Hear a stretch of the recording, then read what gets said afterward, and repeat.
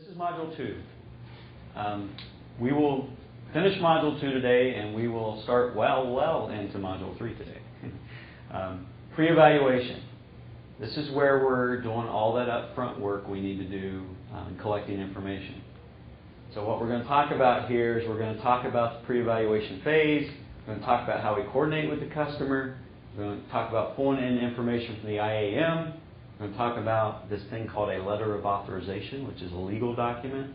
We're going to talk about the technical evaluation plan. We're also going to build rules of engagement.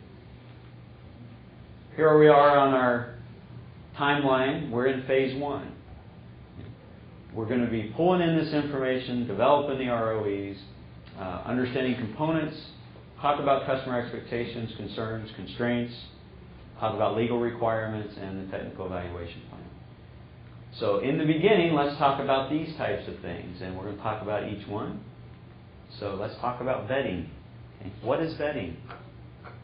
First off, vetting is not that thing you do on the weekend in these old nice Chevy cars that, you know. What is vetting? Filter. It's kind of a filter. Due diligence. A due diligence from the perspective of when a customer calls you or they send you an RFP, do they always know what they're asking for when they throw terminology around? Probably not. A lot of times we'll get a call that says, hey, I want a pen test.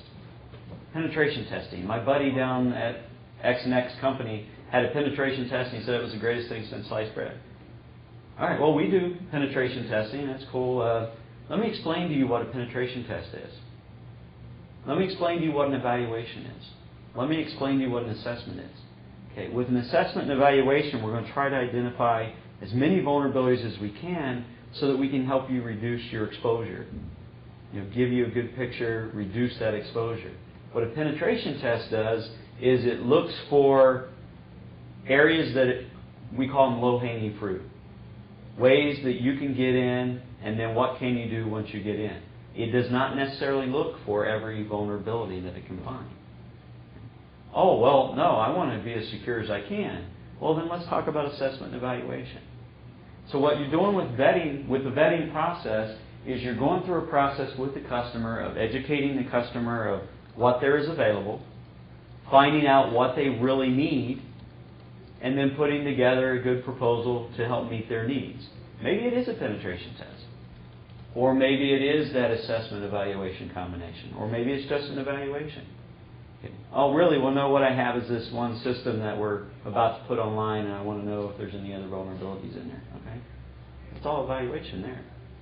So in the vetting process, we're going through collecting information, educating, make sure we come to a common understanding of what they're asking for, what the deliverables are going to be, or what they're expecting from a deliverable standpoint. How you might collect that information, maybe you do a scoping questionnaire. It'd be a miniature scoping questionnaire. It would not be a full-blown one, but it collects some basic information and then a good conversation. Let's make sure the customer's getting what they need, what they're asking for. Be careful of customers using these wonderful buzzwords that get floated around. Penetration test, evaluation, assessment. Let's make sure there's an understanding. That's all vetting is. Do we need management buy-in to actually be able to implement an assessment or an evaluation effectively? And the answer, of course, is yes. Right? We have to have management buy-in. They drive the process. They're going to pay the bill in the end. So management has to be on board as to why this is happening. Otherwise, your chance of success gets pretty limited. And so we have to work with management. If people recognize that management thinks something important, they're at least going to pay more attention to it and see if it's going to be a benefit to them. And we can, if we have management support, we can then sell what we're doing and get that support. So what do you do to get management support? What kind of process do you have to go through to get management support? Contact first. Okay. So you got to Talk about money. You have to talk about money. Well, in a money level, you know, what are they going to spend and how they're going to... Okay, so kind of get an understanding of their expectations and helping them to understand what they're getting for their money. Right? What else? explain to them the process and how it might affect operations during the actual process. Okay, so educate them on what might happen during the process and the positives, and be honest about the potential negatives. It might slow your network down while we're scanning. Okay. You might have a printer that starts spitting out all kinds of garbage. Those types of things. It's an education process. At least you're up front. Okay. What else can you do? How it's going to help them in the end. Ultimately, the end result. How is the end result going to help them? You notice here we've got return on investment on this list. Okay. That return on investment concept comes into play here. Some managers can only think in terms of return on investment. So if that's the case, then you're working real hard to find a way to show them a potential return on investment. Others can deal with the cost avoidance type of concepts. You know, there are thousands of attacks every year. An organization your size may experience 8 to 10 major attacks in any given year, and the average cost of those is X. When you throw in people, materials, time, downtime, anything of that nature. And so you can identify you're avoiding costs by doing this. So you're going to have to pull in industry information and be prepared to talk at this level with management. But the big thing is show them what the benefit's going to be. Financial benefit, if possible. Organizational benefit. Reputation benefit. How is it going to make it easier for them to compete in their industry? Or you can help sell it by saying, okay, this is going to help you stay out of jail. The whole Sarbanes-Oxley thing. Be careful with using that fear, uncertainty, and doubt, the FUD factor. But it is something to talk about. You know, you are a public company. You have a responsibility, and you're signing off saying that these things are valid under Sarbanes-Oxley, that your financials are valid. And this process will help you to have assurance that you are meeting, you know, industry best practice and doing smart things with your information. Okay? That ties into the regulatory compliance. So we need management buy-in. Now that we're doing technical stuff, do you think we need technical staff buy-in? Do you get buy-in from the technical staff the same way you get buy-in from the management? They think differently, don't they? They think at a different level. Managers are up here.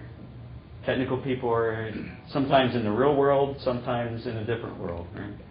So you got to be able to talk with technical staff and identify to them what is the benefit going to be for them. It's a good thing to identify. It's going to be an excellent learning experience for them. Because remember, we're going to be exchanging knowledge. We're going to be doing this in conjunction with them. So use that as an opportunity, as a selling point, to get that technical staff buy-in. And trust me, technical staff will test you. Okay? They will test your knowledge. Okay? They will test your ability to do certain things that they expect you to be able to do. So be prepared for that. One of the key things we have found for technical staff buy-in, instead of trying to jump right into the work, maybe you schedule lunch with these people. You have an opportunity to eat lunch with them. You talk. You don't talk work, but you talk gadgets. The latest cool stuff. You know, when the Zaurus came out, that was one of the conversations. Well, I hacked my Zaurus and I can do this, and you know, they're pulling out. Oh yeah, man, check this out, and they do. It's kind of that whole icebreaker thing.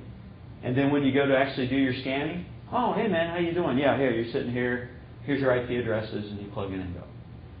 So you have to do smart things like that because they think differently than management. Okay, so you have to get technical staff buy-in. All right. Concerns and constraints. Will customers have concerns? The fact that you're there means they have some kind of concern. Okay, so that would be listed as a concern. Any new concerns and any carryovers from the IEM process get plugged in here. Same with constraints. We had some constraints in the IEM, but now we've got this technical stuff we have to worry about. And with that in mind, we're going to have additional constraints. We're going to have additional boundaries. We're going to have off-limit IP addresses. We're going to have entire subnets potentially that are off-limits. So we want to make sure that we address any constraints that the customers have. And we will address those in the rules of engagement as well. Points of contact. In this case, since we're doing technical type of work, we're going to need two types of points of contact. One we need is an administrative point of contact. So that's potentially the same person that would have been our IAM point of contact, that customer representative. Because they're going to have to help us with management, communicate up, communicate down, and help us break down, work through politics, break down barriers, anything of that nature. Well, we're also going to need technical points of contact because, again, we have to plug into their environment. Okay? And just because the operations manager that is our customer rep brings you in and says, okay, you're going to be in this area and you're going to be scanning, he doesn't necessarily have the accesses necessary to open the ports, allow you to do different things. So you have to have technical points of contact. Maybe each subnet has a technical point of contact, or depending on how they're organized, will drive how many technical points of contact you have. But you want to make sure you have those because they will help you actually get access as you need. Two types of points of contact, technical and administrative. Okay. Scoping the evaluation. We understand the importance of scoping. Scoping is extremely important. We want to make sure we're on target for our scope. So we're going to talk about why it's important and what we do for scoping. What happens if you screw up scope? You potentially can screw up other systems if you go out of bounds. Right? If you don't know where your boundaries are or don't establish good boundaries, you may cross the line to some place you don't belong. Is that bad? It's very bad because now you're not protected from liability considerations because you exceeded the scope of the effort. Right? So you've got to be real cautious. It can cost us time, especially on fixed price type of arrangements. If you have a fixed price and you screw it up, you're absorbing that cost. If you're in business, you want to make a profit. You don't want to lose money. Right? We may expend more money than we actually have, or we may really cut into our profitability. Well, another big thing is you may tick off a lot of people. You're going to have a customer that's unhappy, their expectations aren't met, just because you didn't do a good job of scoping. So we take this part very, very seriously. Okay? We spend a lot of time up front. That's why we have such an extensive process up front for addressing scope. So we make sure we address that. Okay? We might not meet customer expectations if we don't understand the requirements. And we are going to document the scope in our TEP, our Technical Evaluation Plan. So where do we get the information about scope? Who do you talk to? The customer. Right? This goes back to that whole question. Do you make it up or do you talk to somebody? Right? You have to talk to somebody. Who's going to understand better once you help educate them on definitions and what it really means? Who's going to understand better what they want as an end product than the customer? Yes, you may have to facilitate that understanding, but you help them to understand what they're looking for. So you get that information from the customers. You get it from their documentation, network diagrams, policies, procedures, industry regulations will drive some of the scoping of the effort. Questions you will ask will come out of multiple sources as you're establishing what the scope should be. Discuss with the technical people, the system administrators. Obviously the pre-assessment process, and then there's a scoping questionnaire. And now we're talking about a full-scale scoping questionnaire. And we will go into that in just a few minutes. Scoping is going to be, again, pulling in from the pre-assessment. We're going to develop these rules of engagement. And we're going to talk about each of these in just a minute. Ultimately, our scope is going to be a list of actions that we're taking during the evaluation. So the TEP is going to become our roadmap. We definitely want to identify the deliverables that we're going to be providing. What is customer expectations from a deliverable perspective? The scope obviously is a mutual understanding between you and the customer. Now, we need to make sure we have a few additional legal considerations taken into account here. All right, we'll talk about those in a few minutes. All right, and we want to make sure that we do our best to make the scope impact resistant. That doesn't mean things won't change. That doesn't mean things won't be added. But if you do a good job scoping, you will limit that somewhat. You know, what happens generally happens if we do a good, well, let me rephrase that. When we do a good job scoping, the changes are based on things we discover, and they go, oh, yeah, we forgot about that. Okay, so in that discovery process, when we actually start the on-site work, finding things they had forgot about is the most common changes that occur. Yes, we want that in scope. And sometimes it requires a change order that costs more money, sometimes it doesn't. Depending on how it's structured or what it is. Maybe it's just really minor. But you will discover new things. Okay. So as we're looking at expectations, make sure the customer defines their expectations. We've got technical expectations and technical concerns for both the evaluation team and the customer. We're going to need to define those because we have needs as evaluation team members. We have to have places to sit. We have to have places to connect. We got to make sure that we have access to printers. We have access to restrooms. You know, those types of things. So we want to make sure we build that into the process. Really key here, though, is we have to define our boundaries very well. Physical and logical boundaries. Okay? Same process that we used in the IEM. Still pulling in that same information, but we've got to make sure now we're very clear on those boundaries in terms of IP addresses, IP ranges. Where are the handoff points of ownership? You know, do we scan into the routers, or are the routers actually owned by their ISP and they're off limits? So, I mean, there's a very fine line in there, and we need to understand where those fine lines are. We're going to ultimately include all this information in the technical evaluation plan, okay, and it's our guide. Okay, you've heard the concept of critical path before. You have this path, the communication goes down. Okay? Critical communication is going to flow down a path, and if any point along that path breaks down, you lose critical communication. Do you think it might be a good idea to understand where those critical paths are within the organization? Because as you're doing your scanning, your evaluation work, if you've got real sensitive or real critical paths that you're scanning through, you might have to be more vigilant, more prepared in case something does break. Okay, so getting an understanding of that critical path is going to be important. Okay. We want to make sure we have a good understanding of the critical components. As you can see, that caveat we had in the IEM about critical components or high assurance devices are now, that's what we get to look at now. We get to see those now in the evaluation. And there are some things that go on with these different devices, whether critical or not, that may actually hamper your ability to see the true vulnerabilities in the environment. We'll talk more about that in a little bit as well. Okay.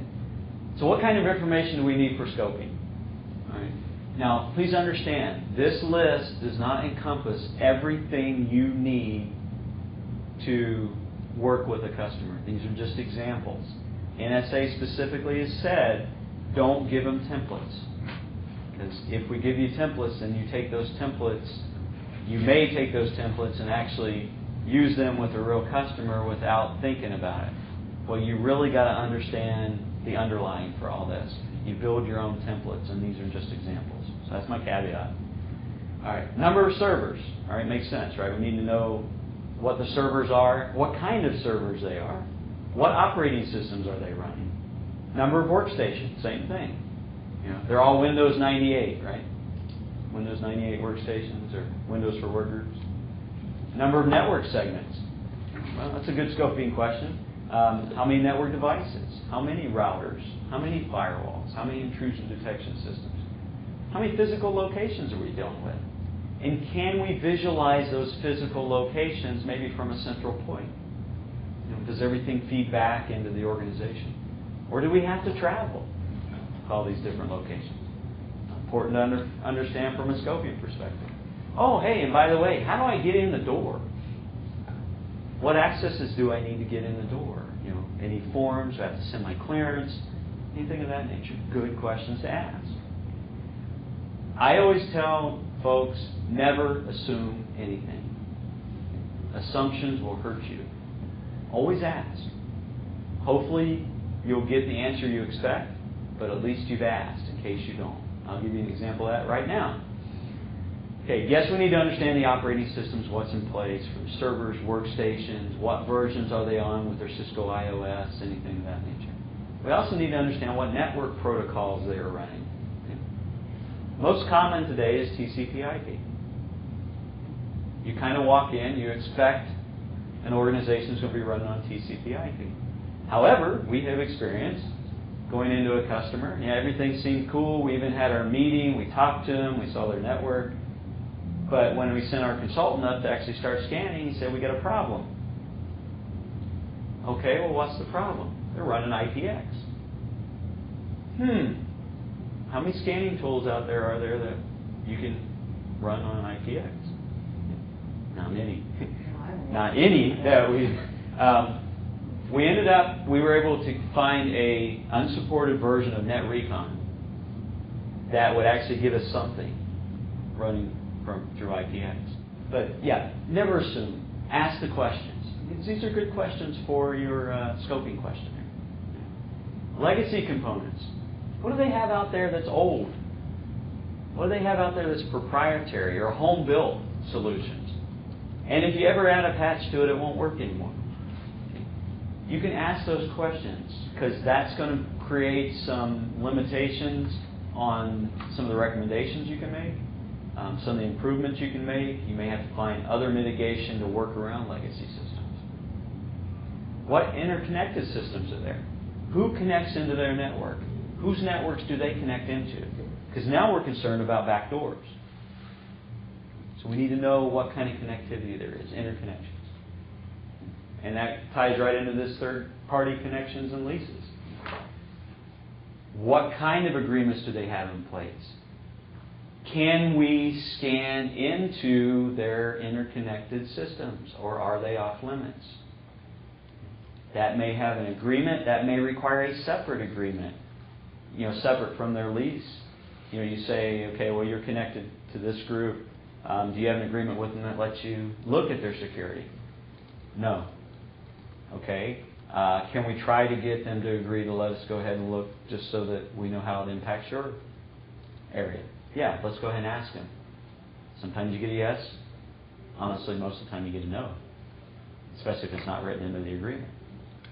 But that's going to be a boundary. That's going to be a limitation. And you don't want to cross that line. We also have to be cautious of subleasing of network IPs or IP addresses. You have an organization, they say, okay, we have 3 Class Cs in our environment, here they are. Well, you ask the questions, is there anybody else that's not part of you that uses any of these IP addresses? Oh yeah, we lease a block of 15 of these IP addresses to this other group. Okay, are those off limits? Yeah, they probably should be off limits because it's not equipment we own. We're just leasing the IP space.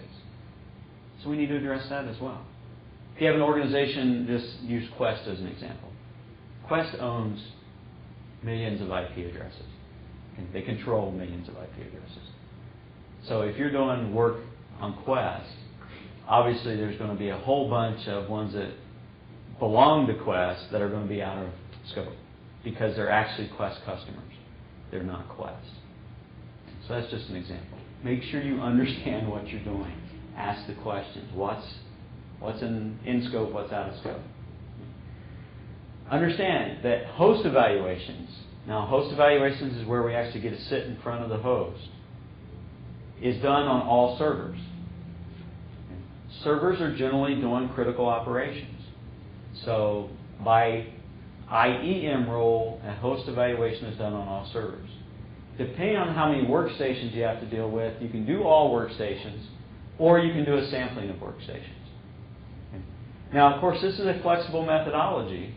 So if the customer says, I have 1,000 servers, after you pick your mouth up off the floor, you're probably going to end up doing a subset of the servers too. Because the customer's not going to want to pay for you to be there for the next 3.5 months running scans on these 1,000 servers. Okay. But it's a flexible methodology. You should try to focus on all servers for the host evaluations. understanding there's going to be business drivers, customer drivers, and you just document what you've had to do.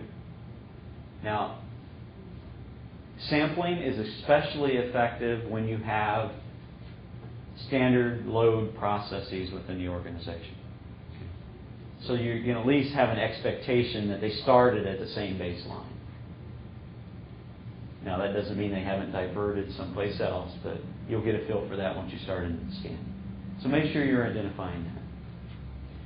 Make sure you identify what nodes are restricted, what components are restricted, places, either specific IPs or network ranges you cannot scan, for whatever reason.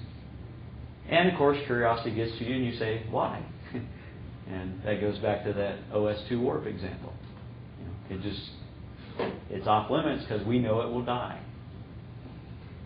You may have to negotiate tools. We've had some customers that said you can run anything you want, but you cannot run ISS in this environment. And we say, okay, well, why? Well, because the last people that came in and ran ISS created mass denial of service and locked out all of our user accounts.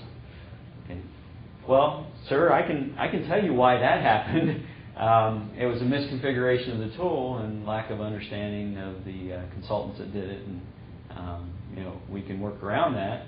But it's the customer, and if they say you will not run a tool in their environment, you don't run a tool in their environment. You just document it. There are some environments we go to and that says you cannot run freeware tools in our environment or shareware tools. What's the normal reason for that? Because they feel since it is not a controlled product, even though it's open source, if it's not a controlled product, it may have bugs in it, it may have sniffers in it, which actually is probably the opposite that's true, because the open source gets more scrutiny than the proprietary stuff. But you can, again, try to educate, but it's their environment. And so you may have to build in a few extra bucks for more pay tools than you had anticipated because of that kind of limitation. The scoping questionnaire, okay. Many of you have seen a scoping questionnaire before, but basically it's meant to be an easy to fill out. Please notice that it is quoted here, easy to fill out. Doesn't mean you're telling the customer to write you paragraph after paragraph. Really, this is a place where you want it to be kind of a closed-end question. You want yes or no answers, or you want specific numbers, or that type of thing. Our scoping questionnaire is about 47 questions long, short answer questions. But you want it so that it's easy to fill out. This gives us a great baseline of information. It also gives us an opportunity to ask additional questions based on their responses. Okay, so use that as a good way to collect information, not as your only way to collect information. Please, please, please make sure you ask the question, when do you expect this to be done?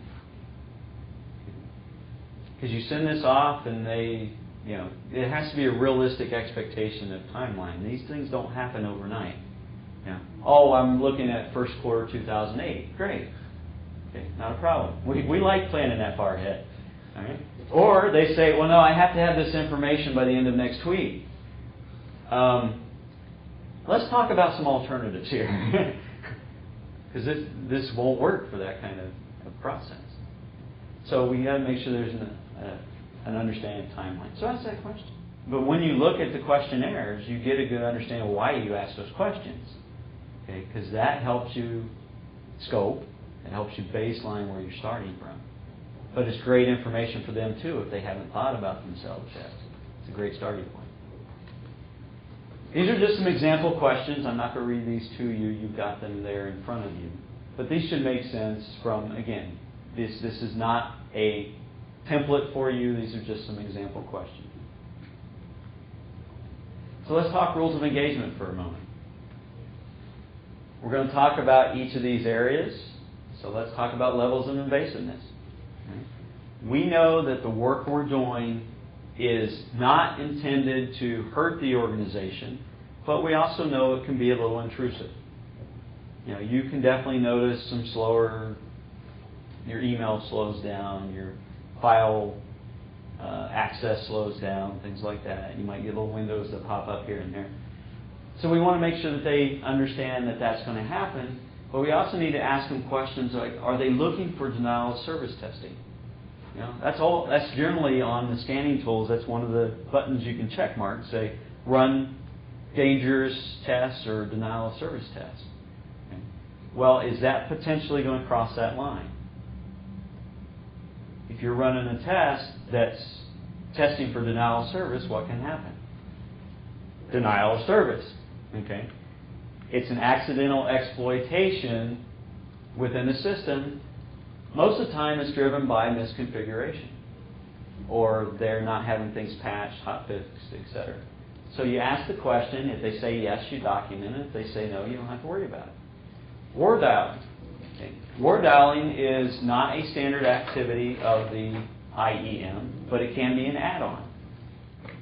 Most of our customers don't want ward dialing. EDS, who's the other people that can teach this course, they say 70% of their customers want ward dialing.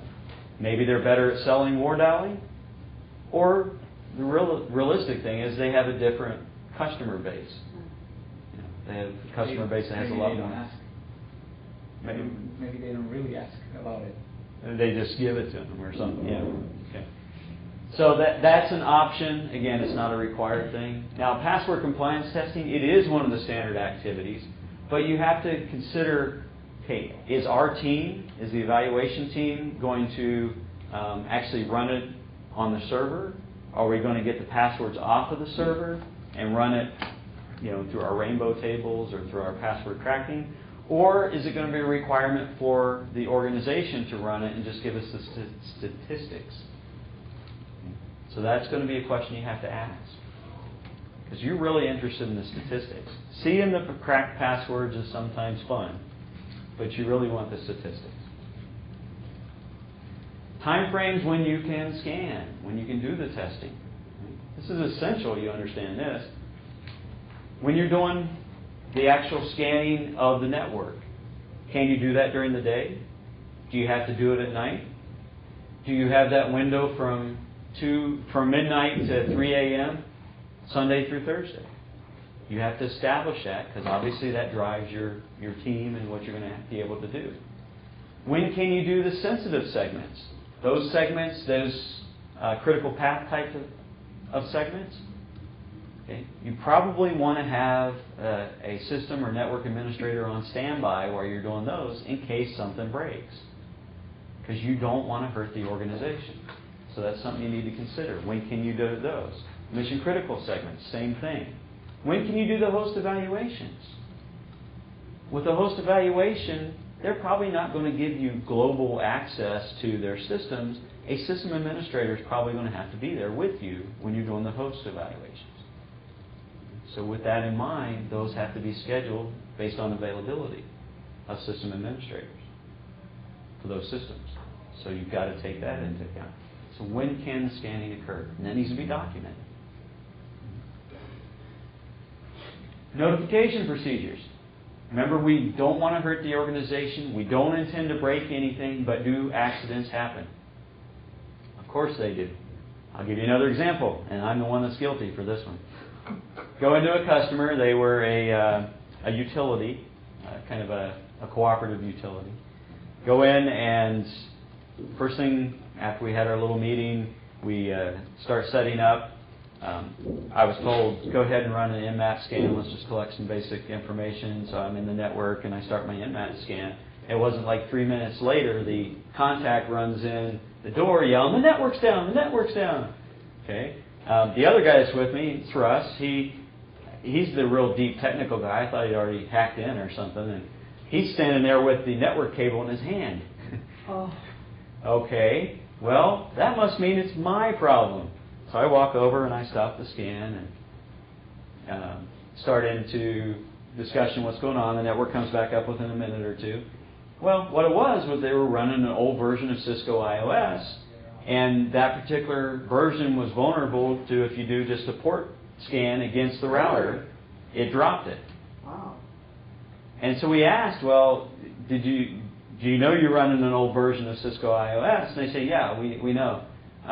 You have plans to upgrade it? Oh, we can't afford the downtime. Okay. That was a finding. But yeah, Old versions, misconfigurations is when bad things will happen. All right, so that's, be prepared. Okay? Who do you call when problems happen? This should be documented as well. Make sure you get IP addressing that is going to identify you as the ones that are doing the scanning. Okay? Ideally, they're going to give you static IPs throughout the process so that you have the same set of IPs that's coming from your scanning boxes. And on the external side, make sure you provide them with the external IPs you're coming from. Okay? If they have DHCP only, ask about how long their leases are for the DHCP addresses so that you can try to maintain those same addresses throughout the entity. DHCP. It's where like here, it gives you the IP address. Evaluation addressing, you want them to know it's you. Okay? Because you also want to know if something else starts to happen, that it's not you. And they really do need to take action against that. Okay? And you stay in communication all the time to make sure it's clear. We've had it too. We've made a couple mistakes. Everybody makes mistakes. One of the mistakes we made, we were always supposed to call before we started to scan against the network to the basically the incident response center, the data center.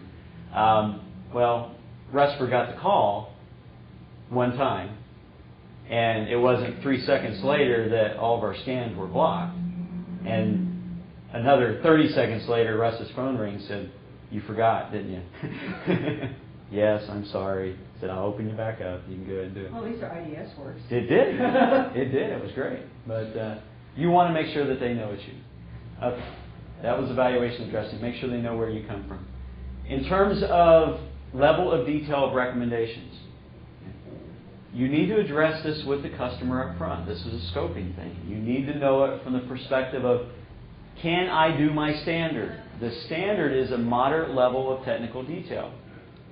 Okay, this moderate level of technical detail means a supervisor, a system administrator, somebody at that level. If you say something needs to be done, you don't have to give them step-by-steps of how to do it.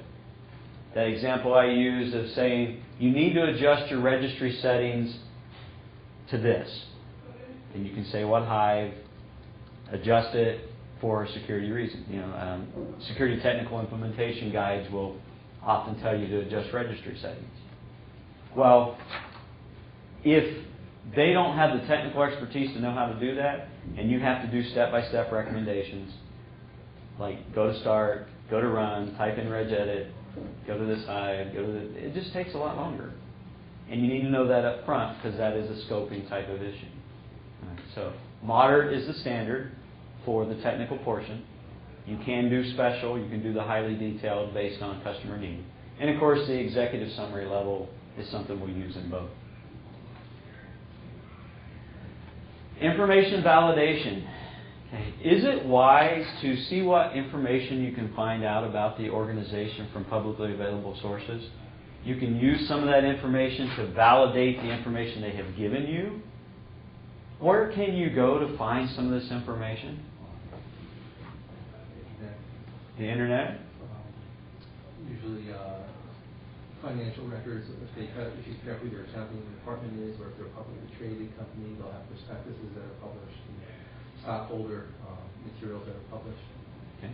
Things like Who Is, Aaron.net will provide you with some of the IP ranges and information and ownership and those types of things.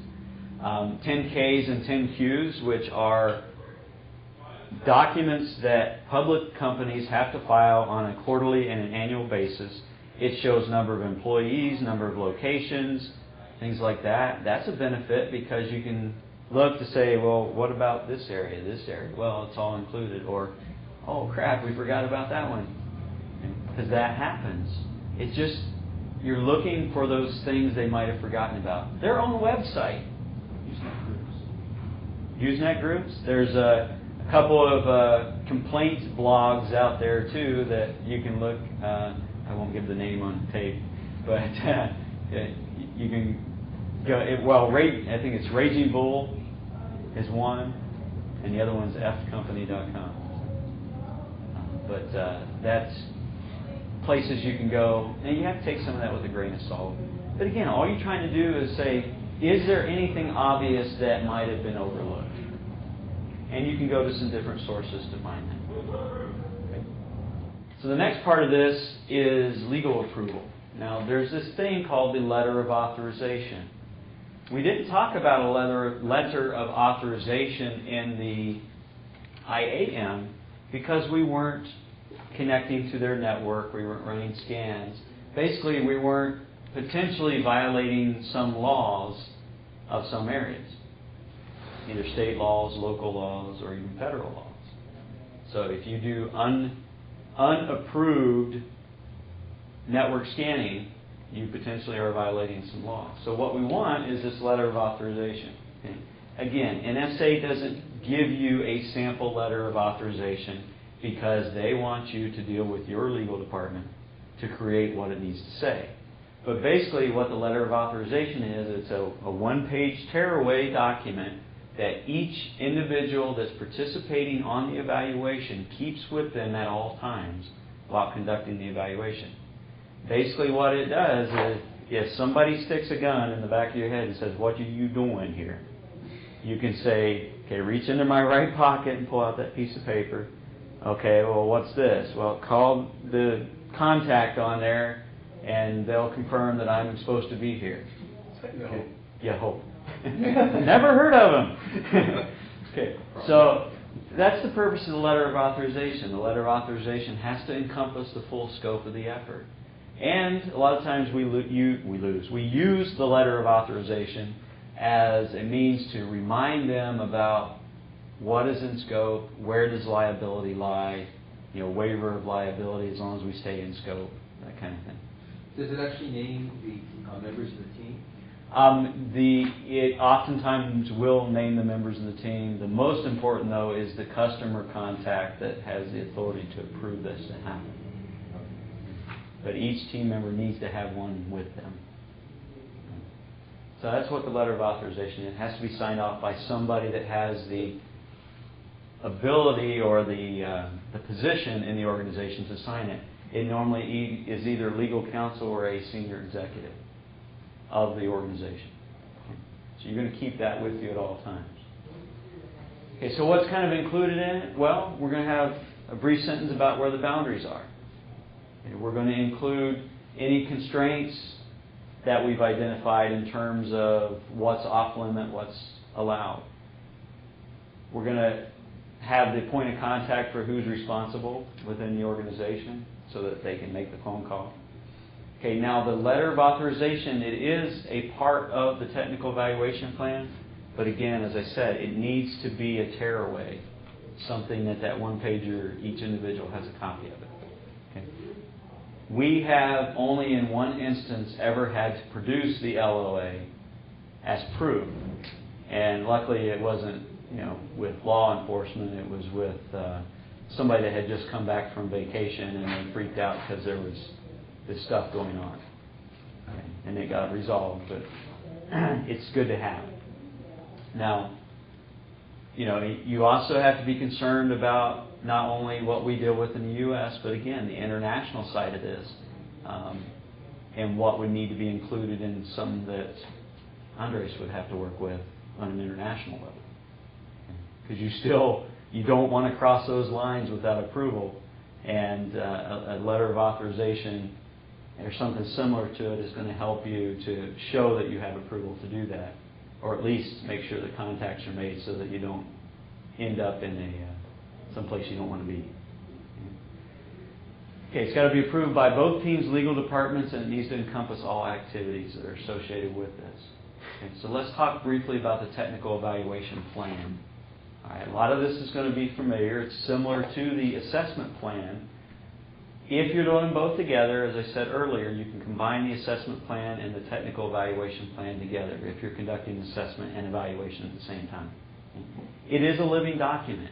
It can change as the project moves forward because the project may change. Okay, so you just got to keep it up to date as you step through. Just brief outline.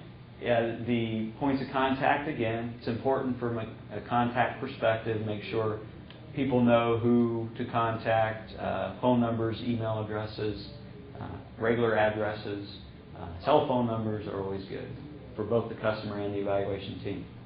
Methodology overview. Okay, this is a nice description of what is it you're going to be doing. Okay, and you can, once you develop the methodology description the first time, you can use it in almost every project you are doing an evaluation on. Because you can say, I'm using the National Security Agency's InfoSec evaluation methodology in order to conduct this security review for your organization. This methodology includes these 10 activities. In the end, the product that you're going to get is this, based on this methodology. You can also talk about the kinds of tools you're going to use. Okay. What kind of configurations of those tools. And I'm not talking specific ISS is set to this, but you can say, based on customer agreement, we are not running denial of service testing. The tools will be configured not to do that. Basic statements like that. So a good methodology overview. You have a lot of flexibility in here, but once you get it down the first time, be pretty solid all the way through. Then we get into all that work we did in the IAM pre-assessment. Information criticality, impact, system criticality. Okay, just plug it in here. Okay, we want and we need that information. And when we get to Module 5, you'll see why we absolutely have to have that information. Detailed network information. Here you can list boundaries, you can give network diagrams, you can give descriptions of the system. It's very similar to what we had in the IAM. Okay? We want to understand what's in the environment. What are we doing the evaluation on? Customer concerns. It gets its own section. You may have lots of concerns, you only may have a few, but bring them in, any that apply to the IAM and any new ones. Same with constraints.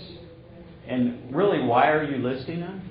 That way you can address them specifically in the final report and in the outbriefing to say, you expressed a concern here, and it is a valid concern, and here's your issues, and here's what you need to do or we recommend you do to focus on fixing it. Or, no, your concern is really not valid based on what we've seen, but this area should be more of a concern to you, and here's why. So it gives you talking points. It also makes sure you're managing customer expectations because you're addressing their concerns. It's not the only thing you address, but you point those out. Same with constraints. Any constraints you have to pull in, any constraints that are added, and you will have constraints. So make sure you address those. Our rules of engagement, all the stuff we talked about in terms of rules of engagement is going to get plugged in here. Remember, we have concerns from an internal and external perspective. So we can identify in here what our IP addresses are going to be from the external, what our IP addresses are going to be from the internal. Here's where we do make a statement that we need network connection, we need IP addresses, we need a place to sit. Oh, and don't forget to ask for a chair. Never assume that they will provide you a chair. Always list it. That's pretty bad. It happened to us once. It happened for about a day. They were playing a big joke on us. But, it wasn't in your agreement. You didn't say you needed a chair. Here's your desk. Here's your phone. Here's your network connection. But you didn't say you needed a chair.